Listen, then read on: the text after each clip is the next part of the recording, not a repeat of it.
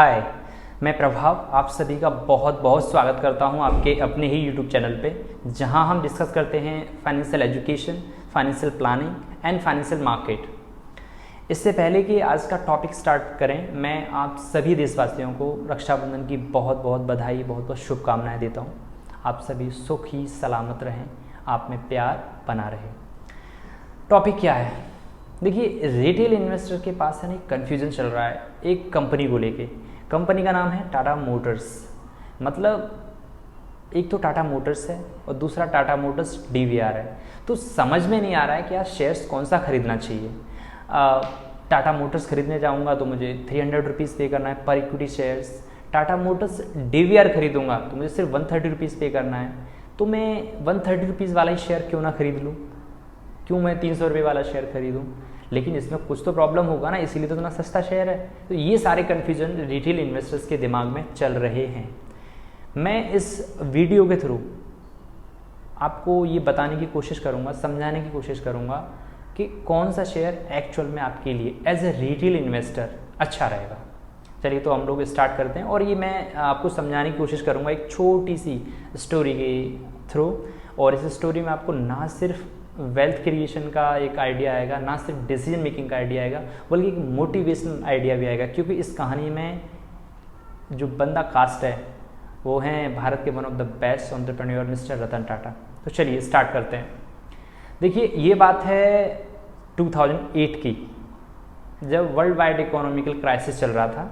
और जब economical crisis चल रहा था तो सारी जितनी भी कंपनियां हैं वो क्राइसिस कर, फाइनेंशियल इकोनॉमिकली क्राइसिस चल रहा है, तो उसमें उनको फाइनेंशियली प्रॉब्लम्स हो रही हैं, कंपनी डूब रही हैं, उछल रही हैं, सब चल रहा है।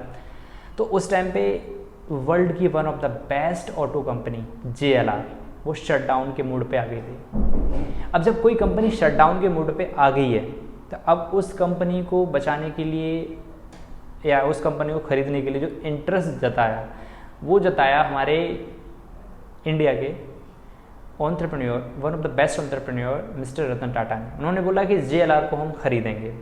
अब जब उन्होंने ये इंटरेस्ट जताया तो आपके और मेरे आसपास भी 2-4 लोग तो ऐसे रहते ही हैं जो आप डिसीजन, ज़िंदगी में कोई भी डिसीजन लीजिए तो आपको ज्ञान देने के लिए लोग आएंगे ही आएंगे। ऐसा मत करो, वैसा करोगे तो वैसा हो जाएगा, तुमको ये नहीं पता है, सच्चाई ये कुछ और है। देखिए, मुझे ऐसा लगता है, ये मेरा पर्सनल एडवाइस है, पर्सनल बिलीफ है कि अगर आपके इनर कॉल है, अगर आपको अंदर से कॉन्फिडेंट आता है कि आप इस कुछ कर सकते हो तो प्लीज़ करिए।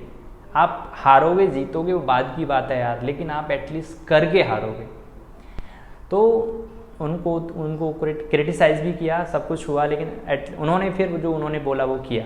वैसे भी मिस्टर रतन टाटा के बारे में एक बड़ा ही फेमस कोट है कि I do not take right और wrong decisions, I take decisions and make them right. और वही हुआ। उन्होंने डिसीजन लिया कि टाटा ग्रुप जो है JLR को एक्वायर करेगा। कुछ 2000 करोड़ रुपीज़ की ज़रूरत थी। अब 2000 करोड़ रुपीज़ कहाँ से आएगा? तो उसको 2000 रुपीज़ खरीदने के लिए, 2000 रुपीज़ को इकट्ठा करने के लिए, रेस करने के लिए उनके पास एक ही तीर था कि हम अपनी जो शेयर होल्डिंग, क्योंकि Tata Motors already listed company है। अब जो लिस्टेड कंपनी है तो IPO, फ्रेश IPO लेके आएंगे कि FPO लेके आएंगे, ये सारे डिस्कशन हुए। लेकिन उनके पास जो प्रोफेशनल्स थे, कॉर्पोरेट एक्शंस वाले लोग थे, उन्होंने एक आइडिया दिया कि क्योंकि कोई भी कंपनी अपनी वोटिंग राइट्स और डिसीजन मेकिंग कम नहीं करना चाहती, क्योंकि उनके ऑपरेशंस में उनको डिसीजन मेकिंग पावर चाहिए, और वो पावर उनके पास तब तक है जब तक उनके पास मेजॉरिटी स्टेक होल्डिंग है। तो उसके हिसाब से उन्होंने क्या किया, उनके जो प्रोफेशनल्स हैं उन्होंने एडवाइस किया कि क्यों ना हम एक ऐसा शेयर दें जिसमें हमारी वोटिंग राइट्स भी बनी रहे as compared to other shares, मतलब बनी रहे, ज़्यादा बनी रहे, और पैसा भी आ जाए।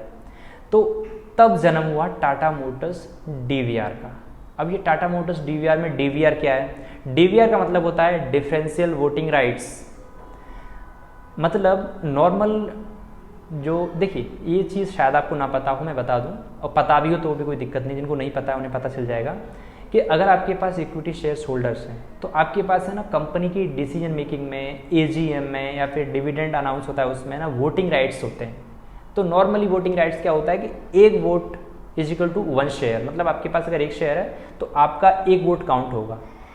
टाटा मोटर्स DVR में क्या किया उन्होंने, जो DVR डिफरेंशियल वोटिंग राइट्स था उसमें क्या किया कि आपके पास 10 शेयर होंगे तब आपका एक वोट काउंट होगा। मतलब यहाँ से कॉर्पोरेट एक्शंस वाले लोगों की शातिरता समझिए कि उन्होंने आपको शेयर भी दे दिया और ये भी बोल दिया कि तुम्हारे वोटिंग राइट्स कम है। खैर, रिटेल इन्वेस्टर के लिए इससे कुछ खास फर्क नहीं पड़ना चाहिए।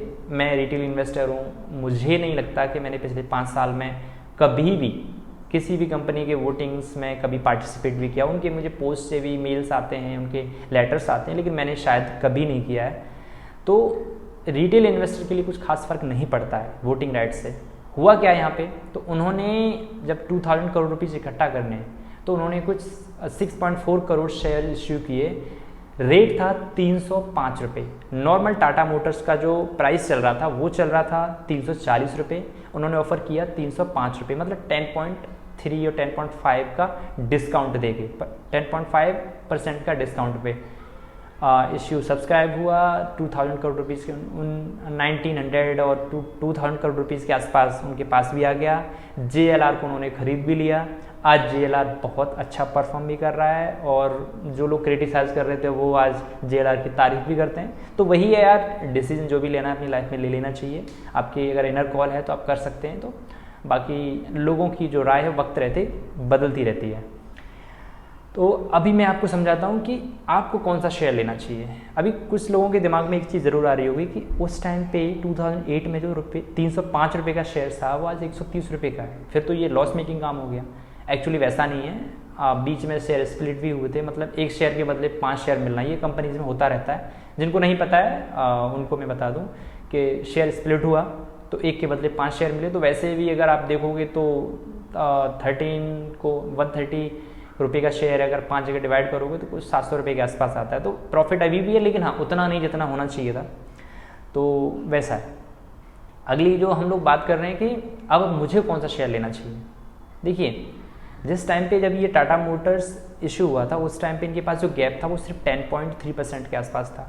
आज का जो गैप है वो 60% का है। मतलब नॉर्मल शेयर 300 रुपये का है आज आप देखोगे 22 फेब 2021 में, और ये शेयर 130 रुपीज़ के आसपास है। तो आपको वोटिंग से कोई लेना देना है नहीं, आप वोट डालने जा नहीं रहे हो, ई वोटिंग आप कर नहीं रहे हो, तो क्यों ना आपको टाटा मोटर्स DVR ही लेना चाहिए। क्योंकि एक ही कंपनी है, एक ही शेयर, सिर्फ वोटिंग राइट्स का ही फ़र्क है।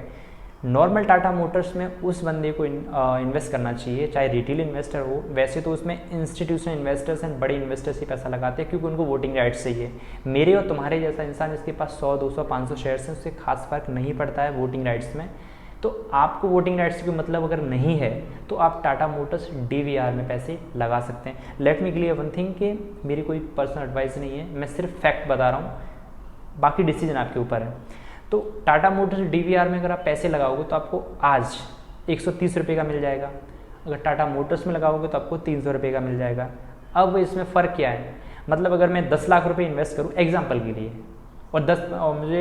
और दोनों का फ्लैक्चुएशंस भी सेम है, मतलब अगर टाटा मोटर्स DVR का 5% ऊपर जाता है तो टाटा मोटर्स भी 5% ऊपर जाता है। दोनों ही सेम फ्लैक्चुएट करते हैं, ऊपर करें नीचे करें जहाँ पे भी करें, तो फ़र्क सिर्फ वोटिंग राइट्स का है। तो इसमें क्या है कि अगर मैं 10 लाख रुपीज़ इन्वेस्ट करूं एक जगह, मान लीजिए कि एक बंदा है राहुल, उसने 10 लाख रुपीज़ इन्वेस्ट किए टाटा मोटर्स में, एक बंदा है अनिल, उसने ही 10 लाख रुपीज़ इन्वेस्ट किए टाटा मोटर DVR में। अब 10% के दोनों को रिटर्न्स आएंगे, तो एक को तो आएंगे मान लीजिए 1 लाख रुपये, 10% अगर आपने लगाया तो 1 लाख रुपये का आपको रिटर्न्स आ जाएगा टाटा मोटर्स नॉर्मल वाले में। लेकिन टाटा मोटर DVR वाला जो है उसको जो रिटर्न्स आएंगे वो डबल आएंगे, ऑलमोस्ट 2 लाख रुपीज़।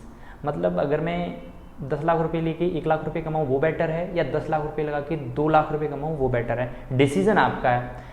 तो मुझे ऐसा लगता है कि आपको ये चीज़ क्लियर हुई होगी कि टाटा मोटर्स लेना चाहिए या टाटा मोटर्स DVR लेना चाहिए। शेयर्स दोनों ही सेम है, सिर्फ वोटिंग राइट्स का फ़र्क है, बाकी फ्लैक्चुएशन सेम रहता है।